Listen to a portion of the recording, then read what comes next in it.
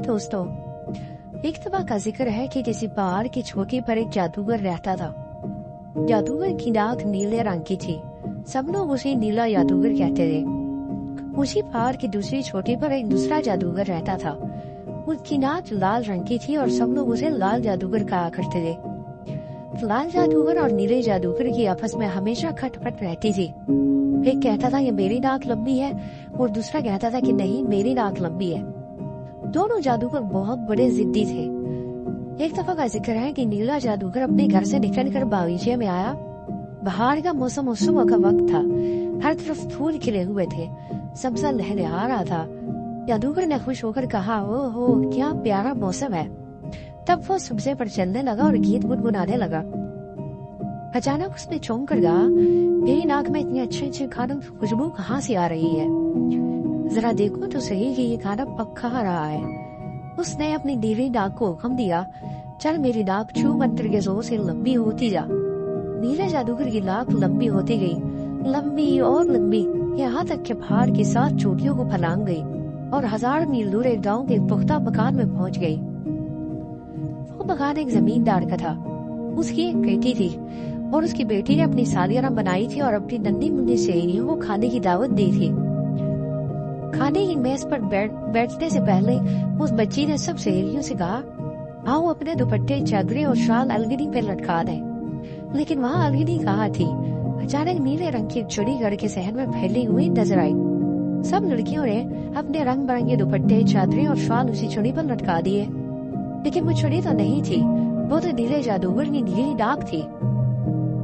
यहाँ से 1000 मील दूर पहाड़ की चोटी पर बैठे हुए नीले जादूगर ने अपने दिल में कहा, ये मेरी नाक में खुजली क्यों हो रही है? तब उसने अपनी नाक से कहा, ये मेरी नाक छू मंत्र के जोर से अब छोटी होती जा।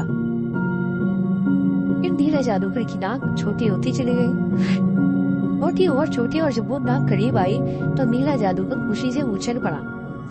ओहो कैसे रंगारंग और कीमती कपड़े हैं, ये कपड़े मैं अपनी बेटी को जहेज में दूंगा। उधर वो बच्ची उसकी सहेलियों ने जब देखा ये नीली छड़ी उनके कीमती कपड़ों को समेट कर उड़ी जा रही है तो प्लेटें छोड़ कर भागी।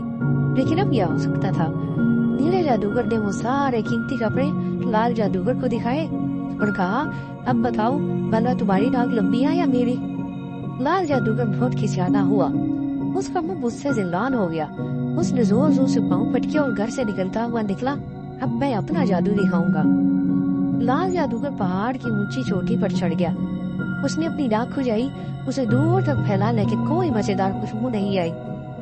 यहाँ तक कि रात हो गई और लाल जादूगर वो रोज भी अपनी नाक को गुस्से से मरोड़ता हुआ पहाड़ की चोटी से नीचे उतर आया। तीसरे दिन फिर लाल जादूगर तीसरी चोटी पर पहुंचा और इस तरह करते करते वो तमाम चोटियों पर पहुंच गया, लेकिन उसे कोई खुशबू नहीं मिली। दिल में कहता गया कि मैं अपनी नाक को और लंबा करूंगा, कहीं तो कोई मजेदार चीज सुनने को मिलेगी। तब लाल जादूगर ने अपनी नाक को कहा, ये मेरी लाल नाक छू मंत्र के जोर से लंबी होती जा। और जादूगर की नाक लंबी और लंबी होती गई, यहाँ तक के 7 चोटियों को फैलाते उसी जमींदार के घर में जा पहुंचे। वो जमींदार का एक छोटा बेटा था। वो उस दिन अपने दोस्तों को उसने बागीचे में खेलने के लिए बुलाया था।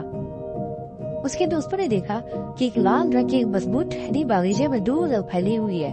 वो सब बड़े खुश हुए।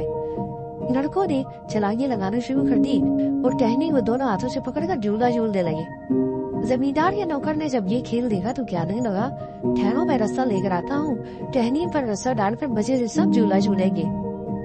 अब एक लड़की को शरारत सूझी। उसने लाल जादूगर की नाक पर चाकू की नोक से खोदना शुरू कर दिया। दूसरे लड़के ने कोट से पिन निकालकर नाक में चुभो दी।